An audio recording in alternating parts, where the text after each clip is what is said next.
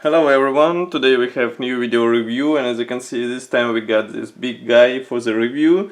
This is M1A2 Abrams kit, which actually copies TUSK 1, TUSK 2 and M1A1 versions of this tank in 1/35 scale. As you can see, kit itself comes from Ryefield Model company, and we have this nice 3D box art on the front. Here we have short list of the features, so there will be workable tracks, workable torsion bars, two covered clear parts, of course high accuracy of the details, also photo etch is included, and hollow track gear and solid track gear is also included.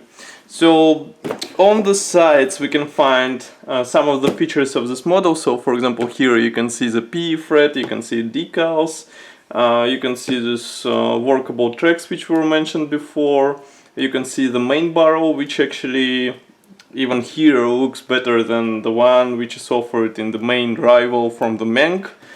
And on the other side we can see all three versions which can be assembled out of this kit. So again, in comparison with Menk, you can build only those two, while with this kit you can build also M1A1 TUSK, which is actually a nice addition for some modelers, I would say. This is a top opening box. As you can see, inside everything is packed into, let's say, quite tight package. Each sprue has its own plastic bag. So let's start. First, plastic sprue includes plenty of small parts, I would say. Of course, this will be used only for the external detailing, because there is no internal detailing included into this kit. Nevertheless, that's not a problem, because, I mean, still all these models are built usually for the, let's say, for the external detailing, not for the exposing of the interior parts, and you won't be let's say, made to do some extra work which won't be visible to the viewer on the exhibition. So here we have various hatches. Note that molding quality is very good. We have thin attachment points. I will zoom a camera for you, and now you can see it better, let's say. So as you can see, everything is nice. We have special throughout holes for the transparent parts for the visors. And overall, I would say everything is fine. Next we have another brown plastic sprue, I would say sand colored plastic sprue. Here we have some parts for the main gun barrel. Just give me a second to open it. So here we are. Also here you can note several parts for the side skirts. Again, as I said, some parts for the main barrel here, here and here.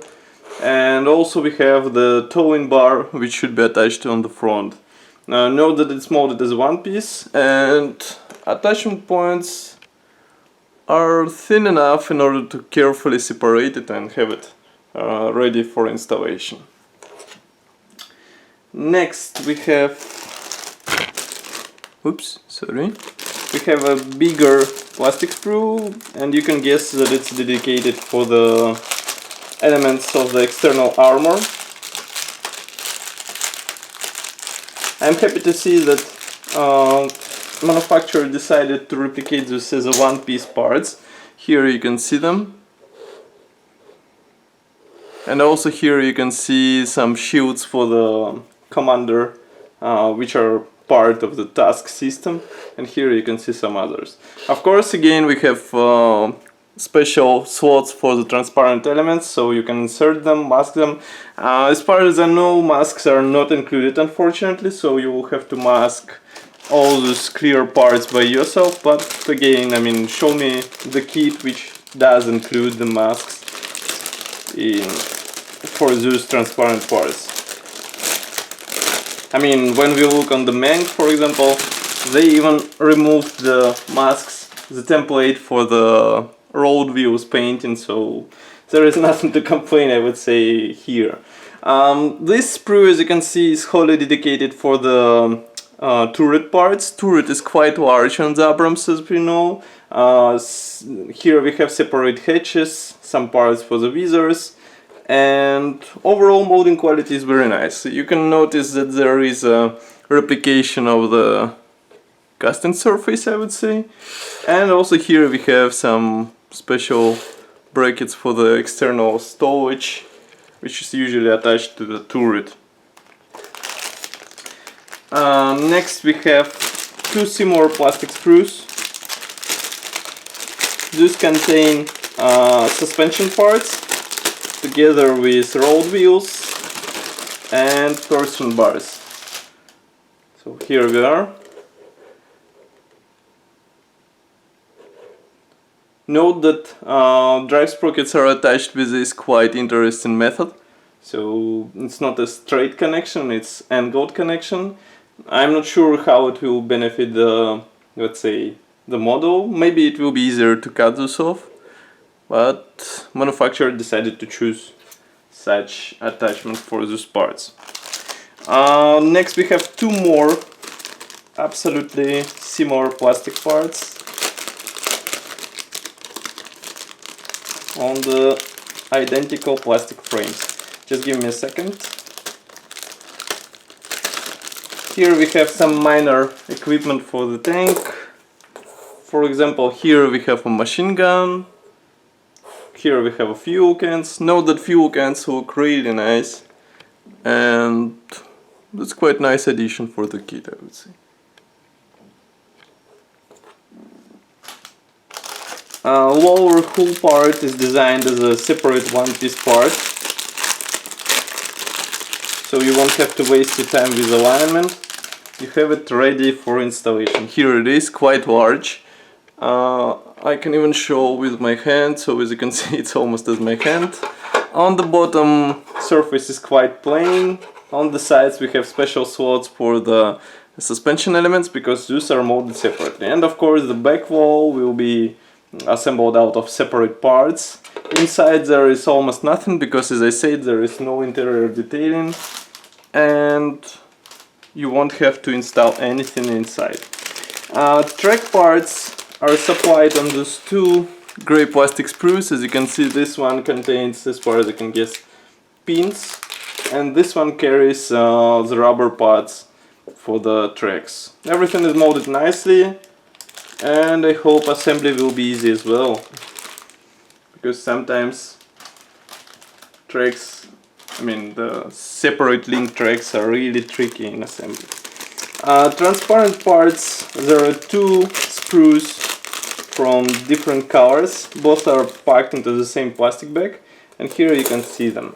Actually they carry the same parts, absolutely identical, absolutely similar, and molding quality is also quite the same. Nevertheless, you will have to choose which version you would like to use on your model. By the way, track parts don't end with what I've shown. Here we have another sprue with track pads, and also here we have pins for the tracks. One more plastic sprue carries additional parts for the TUSK 1 system. Just give me a second again to open it. Here it is. So we have special plate for the bottom part, and the side skirts, the plain version of them. Inside, note that there are special ribs which will ensure rigidity of this, let's say, quite large part. Next we have external panels for the TUSK 2. Here they are. Again, excellent molding quality. Inside I don't see any molding defects, so it should be quite easy to assemble those parts on the tank. Top hull part is molded on the separate sprue, because the part itself is quite big, so it needs a separate frame. And you can see it here. Of course, the hatches, some of the hatches are molded separately, and also I want to show you this nice surface which is carefully replicated on the model. So, by the way, note that handles are molded in, So I have no doubt that some aftermarket manufacturers will try to replicate them with PE. And also here you can see some casting markings which are present on the tank. Excellent quality. And inside there is almost nothing, but I mean that was explained already. Last plastic sprue is bigger than those which we saw before. And here we have different large panels. Some of them will be used for the hull, some of them will be used for the turret. Nevertheless, quality stays the same, so you can see it's excellent again. As for the tracks, I was saying that it's sometimes difficult to assemble the separate track links. So here what I found in a separate plastic bag is a special jig which should help you with tracks assembly. So as you can see, it's quite small, simple platform where you just place the pads, connect them with pins, and then you're ready to go. There are two of those included into this kit, so maybe you can connect them and assemble longer sections of the tracks, or you can just use one of those. I mean, choice will be up to you. Next we have a separate plastic bag with quite large PE thread inside, and there is also small PE thread included. Here you can see it. Of course, this PE thread is unpainted, so you will be able to cover it with your own paint. Here we have some typical parts. Those are engine bay meshes, some of the external signs which are attached to the turret, and some minor elements which will be placed all over the hull. Here we have another small PE thread, as I said, and in the same plastic bag we can find Decals sheet. Here it is, which is printed in excellent quality. Here it's written that it's printed in Italy, so you can guess which company was responsible for the manufacturing of this. And as far as I know, there are several marking options included, which were created in cooperation with AM1A2. So let's check them. Here we have assembly manual, which is printed in form of this large A4 size brochure. We have a picture of the tank on the first page, and then straight away we have a parts map and we have a marking guide. So we have 1, 2, 3, actually 3 marking options for each version. But I mean, of course you will be able to choose something extra because there are many different camouflages for the Abrams. And then the assembly process starts. As you can see, it explained with help of the detailed schemes, so I guess it will be difficult to get lost. Note that there is a separate sections which are specifically marked for each version of the tank. So we have M1A1 TUSK, then we have M1A2 TUSK, and as you can see, it continues up to this final step where we connect the turret together with the hull. So that's all for the video review. As usual, you can check full review article on our website, where you will find detailed photos and text in Russian and English. Of course, if you like this video, press the like button below and subscribe to our YouTube channel. And also you can visit our Facebook group, where you'll find all fresh news, articles, videos, everything faster than in other sources. So thank you for watching and see you in another video review.